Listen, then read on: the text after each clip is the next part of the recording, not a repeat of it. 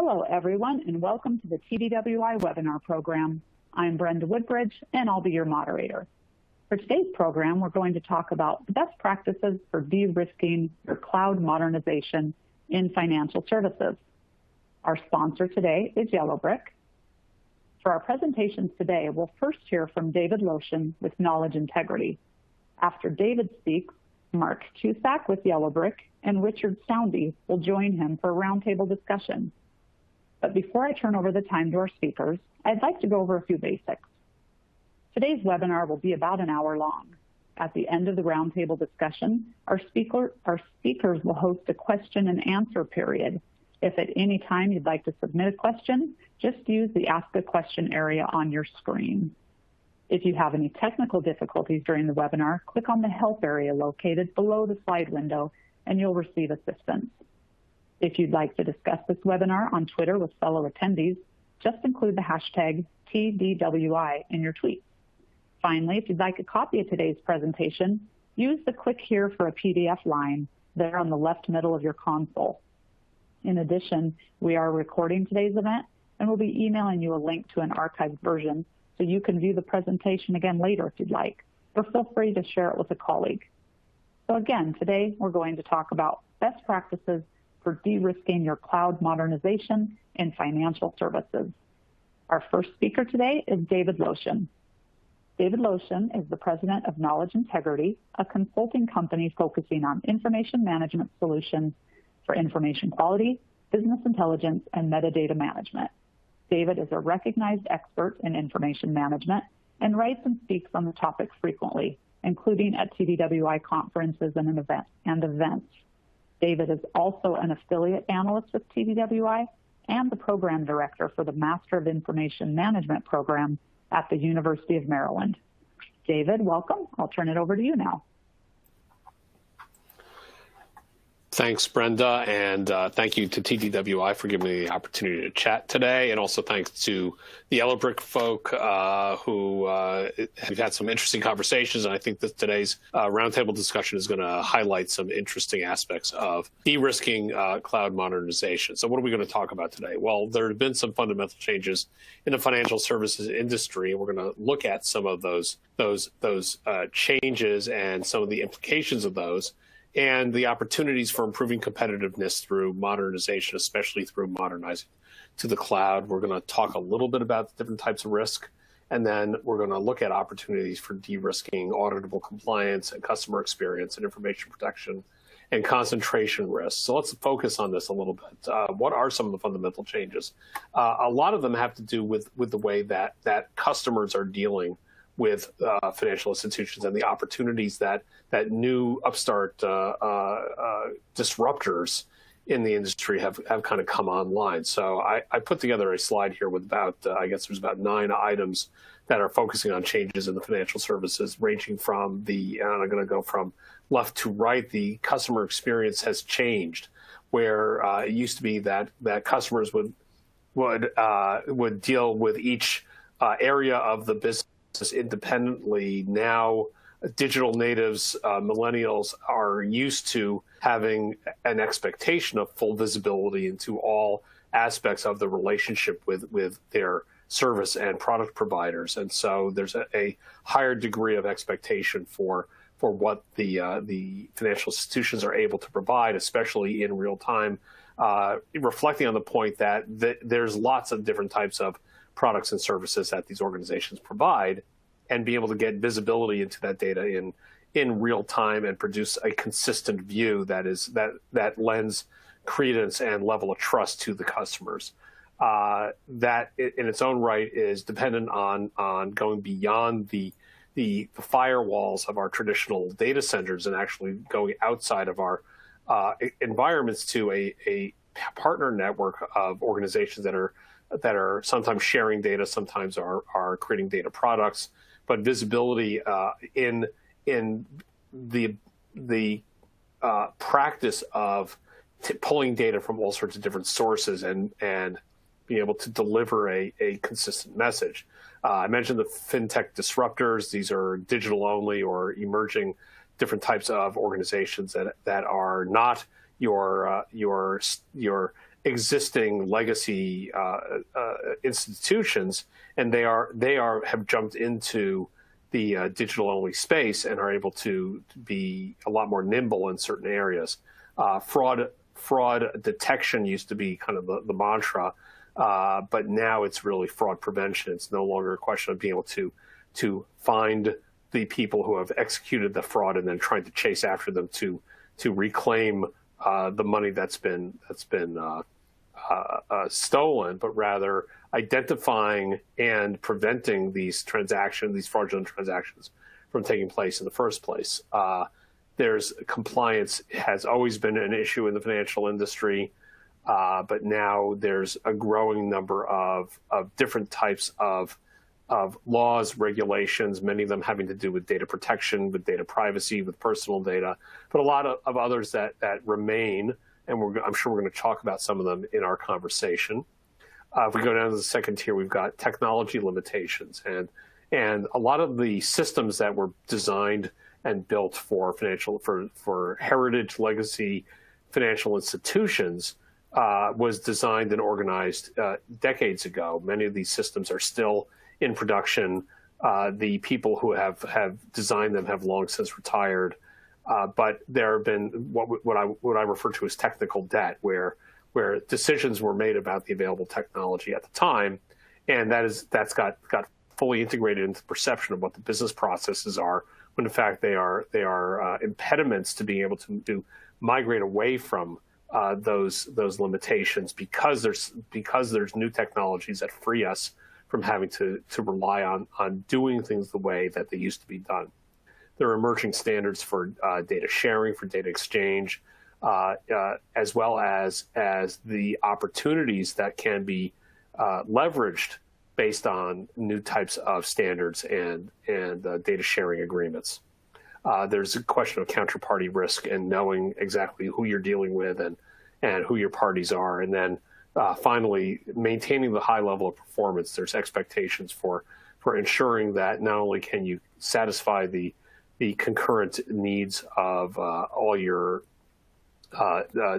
consumers, data consumers, but that as you are expanding out your app network and interchanges to provide that rich customer experience, that doesn't degrade performance in the environment. So there is a lot of talk about modernization. In fact, there is a pressure to rapidly modernize if you want to maintain some degree of competitiveness, because legacy banking companies are at risk of being eclipsed by the digital first or the digital only online banks or the neobanks.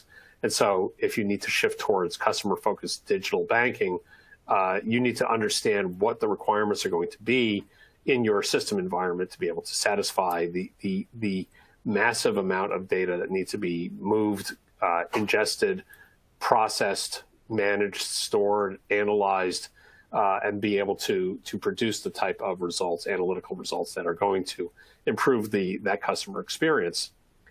Problem is that modernization is not easy.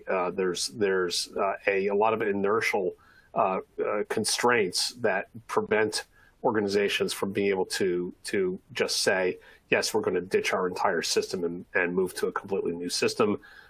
We've had this experience with some of our customers where they just kind of nibble around the edges when it comes to modernization. They look at some of the external capabilities that they can replace with microservices, but they're too afraid to dive directly into the midst of that legacy system. So yes, it is true, there are hurdles in modernizing the existing systems, and you don't want that to be an impediment to being able to get back into a competitive stature. So if you look at what the risks are of continuing with an existing on-premises legacy platform, you'll get an understanding as to why there's an opportunity to really change the way you do business if you modernize, and particularly if you modernize to the cloud. So some of those issues involve the information gap, being able to meet emerging business demands that didn't exist when their systems were originally designed.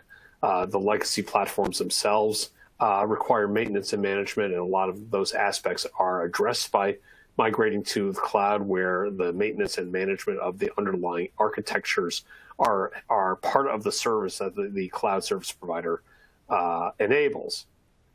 if you look at some of the existing implementations, they're dependent on technologies that have or are rapidly reaching their end of life, and that becomes a very big risk. You also have this potential single points of failure that if there's one particular part of the process that breaks down, it will bring down the entire capability to be able to produce in a reasonable time. I made a reference to technical debt before. Modernization essentially gives you an opportunity to pay down some of that technical debt by getting rid of it or kind of clearing out the cobwebs that are collecting dust around the innards of your legacy systems. And additionally, there are risks that are posed by tribal knowledge as well as turf protection that often happens as part of the socio-technical perspectives associated with modernization of a system. So these are some of the issues that we're going to try to chat about in our panel in a few minutes. Before we start that, let's ask a poll. Where are you on your cloud journey? So we're going to give everybody about 30 to 60 seconds to respond to this. We have 4 choices. We have still on-premises. We have hybrid of an on-premises and a cloud implementation. We've got all in one cloud and in multiple clouds. We've seen from some of the work that we've done with some of our clients, we've seen every single one of these alternatives, mostly organizations that are on their journey perhaps are either in multiple clouds or all in one cloud. One of the things that we often see are organizations where there's organic evolution of their cloud journey. So I think we've had enough time for folks to answer the poll. So I'm going to move to the poll answers. So 44% has got a hybrid of on-prem and cloud. That is not unexpected. Interestingly, the answer that is the lowest is all in one cloud, and that makes sense because different cloud vendors are able to provide different types of services at different levels of service. And I think we'll use that as an opportunity to kind of drill down into some of the questions that we've got for our panel. But what I'm going to do now is we'll come back to this as part of the conversation, but I'm going to ask Brenda if she would please introduce our panelists, and then we can move into the discussion. Great. Thank you very much, David. And just a quick reminder to the audience, if you have any questions, enter them at any time in the Ask a Question window. We'll get to those in the final portion of today's program. But it is now my pleasure to introduce our 2 panelists for today. First is Mark Cusack, CTO of Yellowbrick. Before joining Yellowbrick, Mark was Vice President for Data and Analytics at Teradata, where he led a variety of product management and technology teams in data warehousing and advanced analytics groups. He was also Chief Architect of Teradata's IoT analytics effort. Mark joined Teradata in 2014 when Teradata acquired the startup Rainstore, where he was a co-founding developer and chief architect. Prior to Rainstore, Mark was a lead scientist in the UK Ministry of Defence. Mark holds a PhD in computational physics from Newcastle University in the UK, with a thesis centered on discovering the electronic and nonlinear optical properties of quantum dots. As a research fellow at Newcastle, he developed new techniques to model these novel quantum structures using large-scale parallel and distributed computing approaches. And joining him today is Richard Soundy. Richard worked at Sybase and SAP for 24 years, working in engineering roles with SAP ASE and SAP IQ. He was with SAP IQ since the original product was purchased by Sybase back in the early 90s, and has worked with IQ in engineering, marketing, business development, and evangelism. Richard took early retirement from SAP as the EMEA director in the SAP Enterprise Systems Group in 2015. Since his retirement, he has been consulting with data warehouse companies where his knowledge of IQ in the market can be usefully employed. Welcome, Mark and Richard. And I'll turn it back to you, David. Yes, welcome. You guys, obviously, you have a long pedigree of experience and expertise in high performance distributed computing, and so I'm very honored to have both of you be able to share your thoughts today. Let's focus a little bit. Let's drill down directly and start off with talking about financial services clients. And Richard, let me start with you. What do financial services organizations see as being the most challenging issues that need to be addressed, and how are these issues compounded by legacy technology? Well, as you said in your presentation, David, the legacy systems can be a huge millstone around the neck. But at this precise moment, I would probably suggest that it's changes to the regulatory environment and changes, sometimes very rapid changes to the overall financial landscape. I mean, given current events as we have in Europe, such as Brexit and severing of some of the links between the UK and the rest of Europe, ongoing issues between Russia and Ukraine, recovery from COVID, which is hitting all of us, there is substantial confusion in all the communities. We have existing systems. We have existing systems that work, existing legacy systems. The problem we have is that in a number of cases,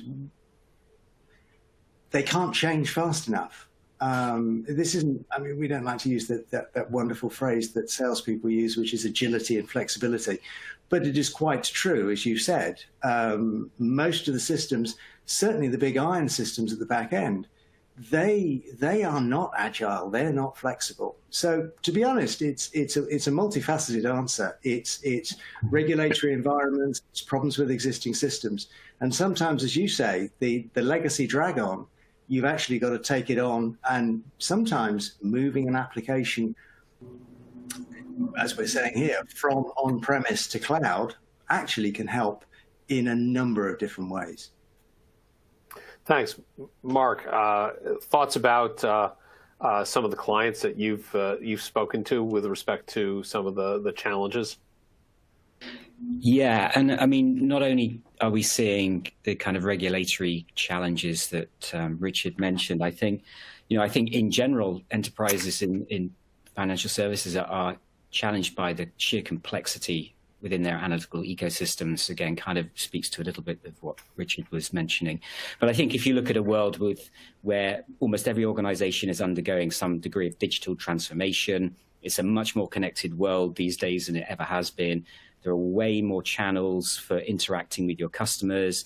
There's a massive increase in automation, a need for more closer to real-time interactions with customers, and very different changing customer expectations. I think over the course of the pandemic, we've seen the way that people interact with their bank has changed significantly, obviously a lot more towards mobile. And with that has come more challenges around, like you mentioned earlier, David, fraud prevention, fraud detection. I think the instances of fraudulent activity online have gone up by something like 250% over the last year or two. So significant challenge there. But I think you've got a backdrop against. We're operating in an environment in which you've got highly complex, siloed data across your organization. I've spoken to financial services organizations that have cataloged something like 15,000 individual siloed data systems across their organizations. And so I think we're dealing with just sort of the legacy growth of a massive amount of complexity over time. And that's the biggest challenge that I hear. So let's drill down on a bit about that. I mean, you talk about complexity. I've heard people saying that they believe that the cloud is complex, and so Mark, let's focus on that. What differentiates the cloud from a traditional on-premises reporting, BI, and analytics platform architecture? I mean, why would that be? Why would that simplify things? And what are the significant differences that would motivate an organization to want to slay that dragon, as I think Richard referred to? Yeah, I mean, the interesting thing is it's not really simpler in the cloud by virtue of it being the cloud, but usually by virtue of replatforming from an on-prem complex environment to something simpler. And I think that's what a lot of organizations take the opportunity to do when they move to the cloud. They rethink their legacy data pipelines. I mean, in many cases, the 5,000 Informatica ETL jobs that are feeding your data warehouse will still be 5,000 jobs when they move to the cloud. But in other instances, it's an opportunity to kind of really simplify your processes when you do that replatform anyway. And to some degree, you might find that simplification if you're simply modernizing your on-premises data warehouse in addition to moving to the cloud.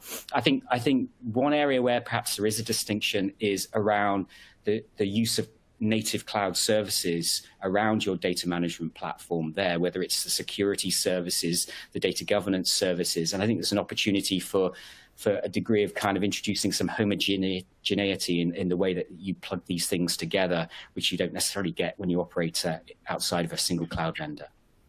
So that's interesting. I mean, the perspective that you just kind of gave was focusing more still at the technical level, and if I can just kind of reflect back what you said, it's that the one of the benefits is that by reviewing how the actual application works in the existing legacy system, an organization can gain some insight into how that implementation could be improved. Is that what you're saying?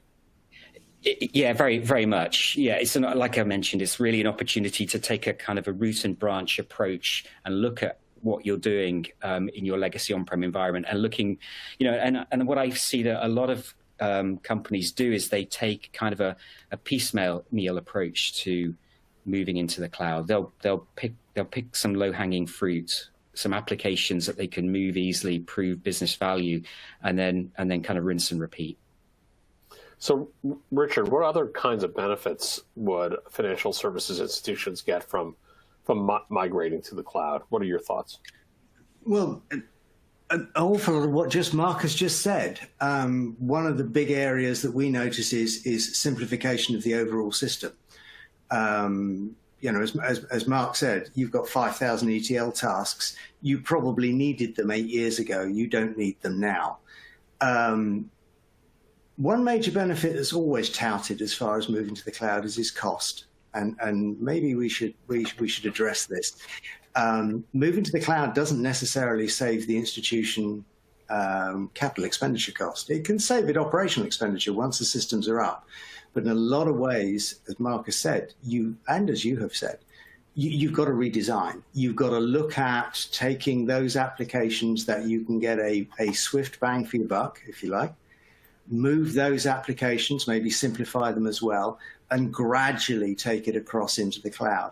I don't think you can achieve anything by just doing a root and branch, move everything into the cloud. Point number one is I'm not sure that would ever work. And it would be still incredibly complex to try and engineer and to manage. The biggest plus from a technology perspective is stability of the underlying platforms. The underlying cloud platforms are easier to manage because you don't have to. They're easier to maintain because you don't have to. The flexibility to change or move hosting environments is also very, very simple using things like Kubernetes now, rather than just having a native on iron in the cloud. And there's a substantial reduction in what we should, as we're talking to a financial institution, refer to as the technical risk. The technical risk to operation of these systems is substantially lower. There are other risks that we'll probably talk about a bit later on. So, Mark, let me go back to you on that. I mean, let's say you want to ratchet it up because you're talking to the CEO. They're not going to understand if you're talking about the underlying technology infrastructure and the pipelines and the integration. Is there some higher level quantification of benefits that are specific to financial services institutions that you might want to share? Well, I think there are many benefits, one of which from a business perspective I think is really important, and I think a lot of, actually not just financial services industries, a lot of different verticals are seeing benefit when they move to the cloud, and it is that agility, frankly. It's the ability to very quickly think up and test out new use cases and new products in the cloud in a way that you couldn't necessarily do in a more fixed form that you had before.